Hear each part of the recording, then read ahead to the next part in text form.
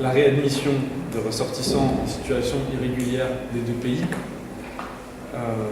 Évidemment, beaucoup plus souvent de la France vers la Tunisie que de la Tunisie vers la France. Je reviendrai là-dessus plus tard sur la situation irrégulière des Français en Tunisie. C'est intéressant aussi. La circulation vers la France limitée à certaines catégories professionnelles, on en a parlé ce matin, les hommes d'affaires, les professions intellectuelles supérieures, les familles de résidents, les fonctionnaires en visite personnelle, etc. Et puis donc des quotas de salariés, de saisonniers, de cartes dites compétences et talents, avec une liste de 77 métiers qui limitent les métiers que les Tunisiens peuvent exercer en tant que salariés, avec une carte de séjour portant la mention salarié en France. C'est aussi, dans cet accord, de l'entraînement sécuritaire et du matériel sécuritaire pour contrôler la migration irrégulière en Tunisie. Donc une aide de la part de la France qui rentre dans ce qu'on appelle le co-développement, qui sert à contrôler la migration irrégulière en Tunisie, que ce soit des gens qui entrent irrégulièrement en Tunisie ou des gens qui sortent de Tunisie irrégulièrement, puisque les deux sont défendus par la loi de 68, puis celle de 75, les deux étant modifiées par la loi de 2004. Donc c'est les trois lois tunisiennes qui régissent la migration de 68, 75 et 2004. Loi sur les passeports, comme vous dites, loi sur le titre de séjour des étrangers, loi sur l'entrée et la sortie qui doivent se faire à partir de postes frontières avec des documents, etc. Exemple d'actualité, il y a quelques jours, il y a eu une livraison de 3 nouveaux bateaux pour la douane tunisienne. Alors, certains diront oui, c'est la douane, c'est le contrôle des marchandises et non pas des personnes. N'oubliez pas que les voisins du dessus, les Italiens, ont une force qui s'appelle la garde des finances, qui dépend du ministère des Finances, tout comme la douane française, et qui est chargée spécifiquement de lutter contre le crime organisé et par extension contre la migration irrégulière. Donc il ne faut pas être dupe sur le renforcement des forces, quelles qu'elles soient, pour le contrôle du territoire maritime entre la Tunisie et l'Europe. Donc on voit aussi que ça apparaît dans un accord qui dit accord de main-d'œuvre, accord de circulation des travailleurs. On a déjà une dimension sécuritaire dedans. Et on a déjà la dimension, le lien migration de travail, co-développement, dimension sécuritaire. Tout est déjà là en 88. Modifié ensuite, comme les lois tunisiennes se modifient et s'empirent avec le temps. On a eu une modification en 87, une autre en 2000, une autre récemment en 2008. Donc si on compare ça un peu avec la situation des travailleurs migrants en Tunisie. Donc, ni la France ni la Tunisie n'ont signé la convention de l'OIT sur la protection des travailleurs migrants et de leurs familles. Donc la Tunisie, elle, a signé des accords bilatéraux avec différents pays qui permettent la liberté de circulation et la liberté d'installation, notamment les pays de l'Union du Maghreb arabe. Les Marocains peuvent circuler librement en Tunisie, ne sont pas soumis aux mêmes restrictions de métier que les autres nationalités, peuvent s'installer plus facilement.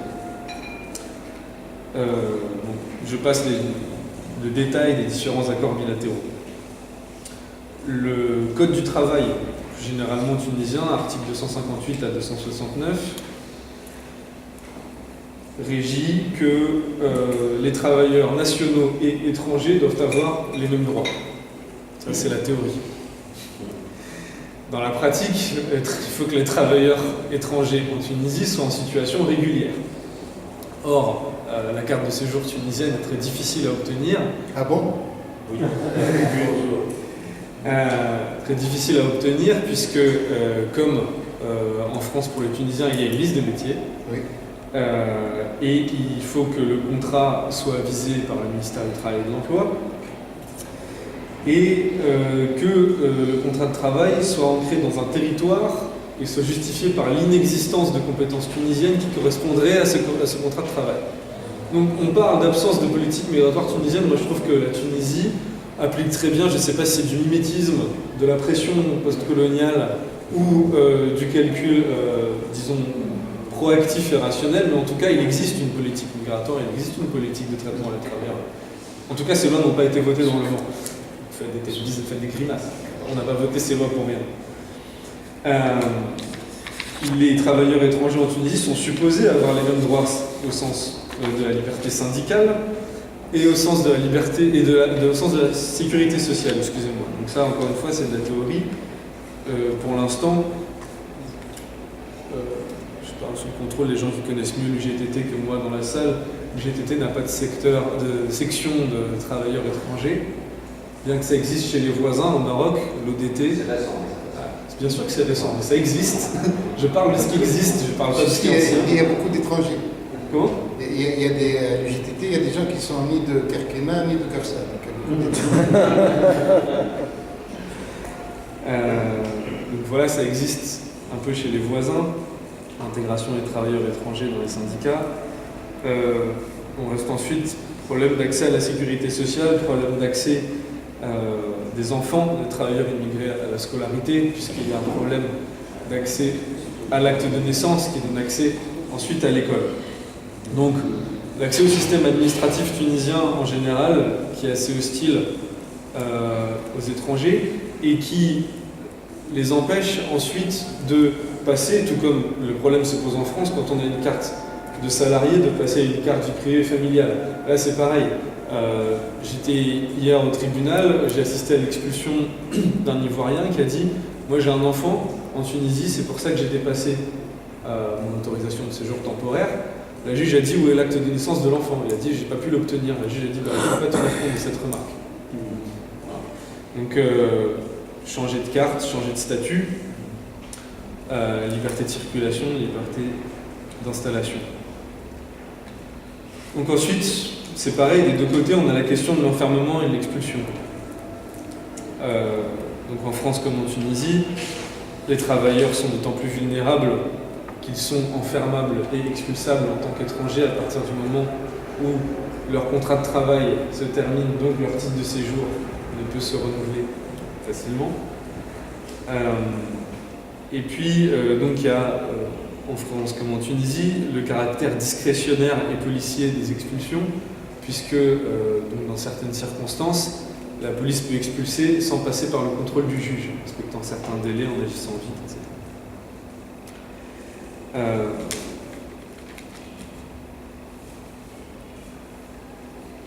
Je me perds géographiquement, c'est vrai. Et vu que j'ai pas de copanéliste, j'en profite un peu.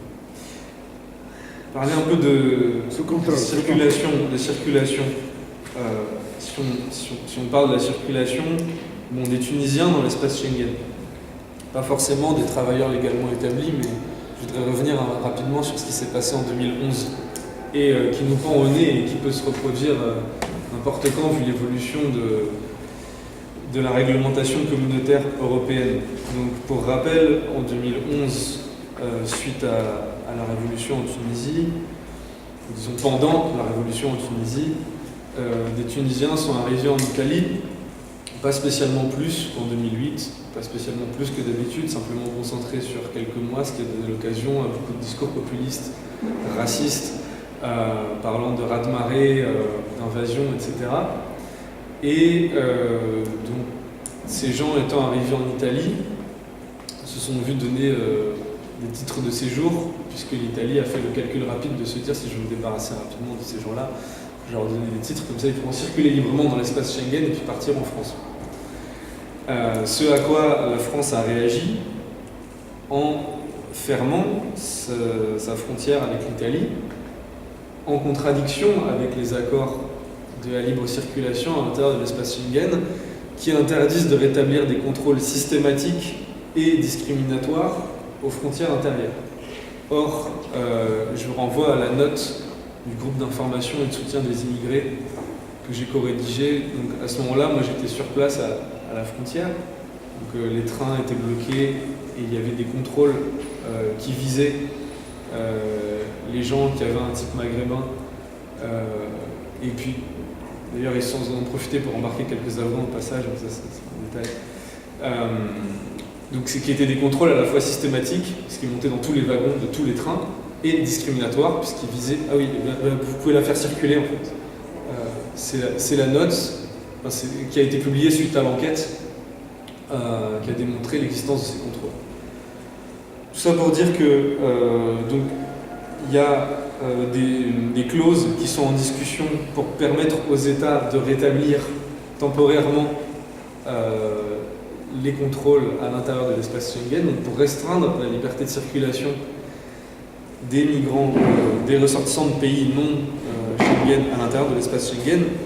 Il y a aussi différents systèmes de fichiers, donc le système d'information Schengen qui est à la base réservé aux personnes qui commettent des infractions, mais qui s'est étendu donc, aux étrangers en situation irrégulière, qui pourrait s'étendre aux étrangers en général. Et il y a un nouveau fichier qui est le système d'information Schengen 2, qui prend en plus les informations biométriques et qui permet en fait de lancer une alerte au niveau de tout l'espace Schengen lorsqu'il y a un migrant dont le visa expire dans un seul État Schengen. Par exemple, j'ai un visa en France, mon visa expire, je deviens en situation irrégulière, hop, n'importe quel État peut prendre mes empreintes, l'Italie peut prendre mes empreintes et puis vérifier qu'est-ce qu'il en est de ma carte de séjour en France. Donc on harmonise la répression au niveau de l'espace Schengen. C'est la même chose pour Eurodac, le fichier des demandeurs d'asile, qui prend les empreintes digitales des demandeurs d'asile. C'est un fichier qui maintenant va pouvoir être accessible à la fois à Europol et aux différentes polices nationales, tout comme le système d'information Schengen 1 et 2. Donc on fiche les étrangers et on les empêche de circuler d'un pays à l'autre.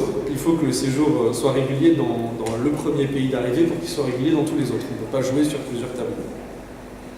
À l'inverse de ça, dans l'Union du Maghreb arabe, on peut jouer sur plusieurs tableaux. Il est devenu plus facile de circuler entre des pays qui sont aussi peu tendres avec les droits des migrants que l'Algérie et la Mauritanie, qu'entre la France et l'Italie.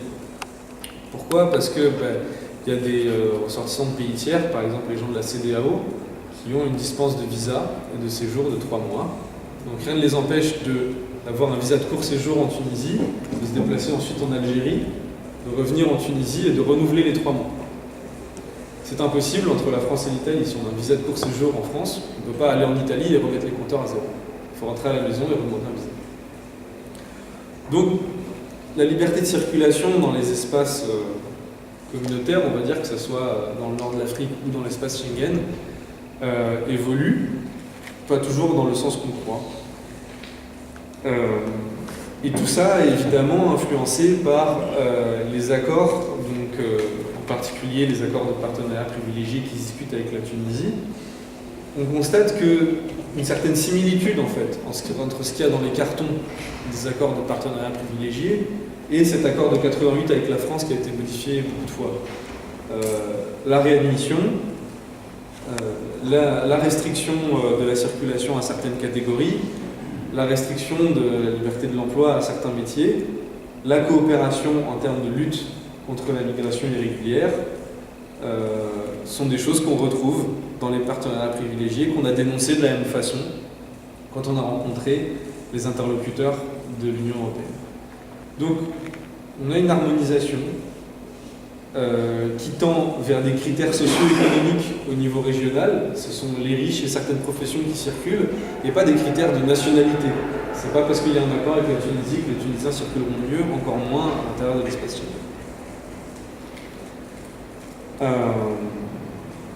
Voilà plus ou moins ce que j'avais à dire sur l'entrée, le séjour, le travail et la liberté de circulation. Je pense qu'on a après des signes et des exemples qui montrent qu'il est possible de se comporter autrement. Le Sénégal a appliqué la réciprocité des visas avec les pays européens. C'est le cas du Brésil, c'est le cas d'autres pays. On a aussi donc ce qui se profile et qui est peut-être dans les cartons, c'est de donner des cartes de séjour aux réfugiés de Choucha qui n'ont plus de statut juridique en Tunisie. C'est ce que j'appelle, dans mon jargon personnel, un comportement à la mexicaine. non pas par allusion au désordre comme expression raciste et l'armée mexicaine, mais par l'expression de la décennie du refuge des réfugiés guatémaltèques des années 80-90 au Mexique. Qu'a fait le Mexique? Il a eu plusieurs, on va dire, pour que vous compreniez tous, plusieurs camps de Xuxa le long de sa frontière avec le Guatemala pendant 10 ans. Ça lui a servi à rien, ça a coûté de l'argent à tout le monde, ça a utilisé des moyens policiers qui ont mené à des excès. Pour qu'au bout de 10 ans, le Mexique se rende compte que c'était contre-productif d'avoir une logique d'enfermement par rapport à des demandeurs d'asile, par rapport à des travailleurs potentiels. Ils ont décidé de donner la nationalité à tous les enfants qui étaient nés dans ces camps de réfugiés. Par extension, les parents ont eu des cartes de séjour, puis la nationalité. On n'entend plus parler de ces réfugiés-là dans cette région. Le Mexique aussi agit, en fait, ne s'encombre pas d'étrangers.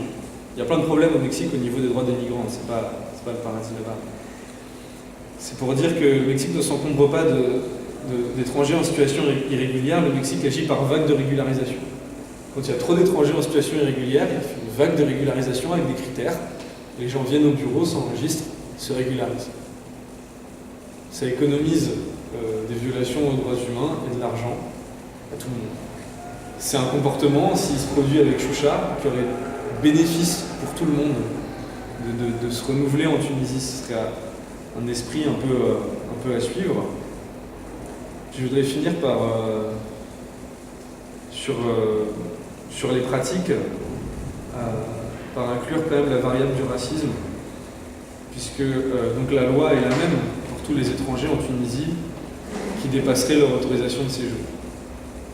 Les premiers travailleurs irréguliers de Tunisie sont probablement les Occidentaux qui viennent et qui ne s'encombrent pas de carte de séjour, puisqu'ils rentrent après tous les 3 mois en Europe. Ces étrangers ne s'encombrent pas non plus de se faire enfermer ou expulser, puisque si ils ont un problème avec l'administration, ils payent des timbres, et puis voilà, la question se règle par le paiement de droits. Quand il s'agit de subsahariens qui ont également, donc je parle des ressortissants CEDEAO, qui ont également le droit à des dispenses de visa de court séjour jusqu'à 3 mois, s'ils expirent cette dispense de visa, ils passent en jugement, il y a généralement des peines de prison avec sursis, des peines de prison ferme qui sont prononcées, et ensuite de l'enfermement ou des expulsions. Donc on a des lois qui sont identiques pour tous les étrangers, mais on a un traitement différentiel qui pourrait être assimilé à des comportements racistes. Voilà.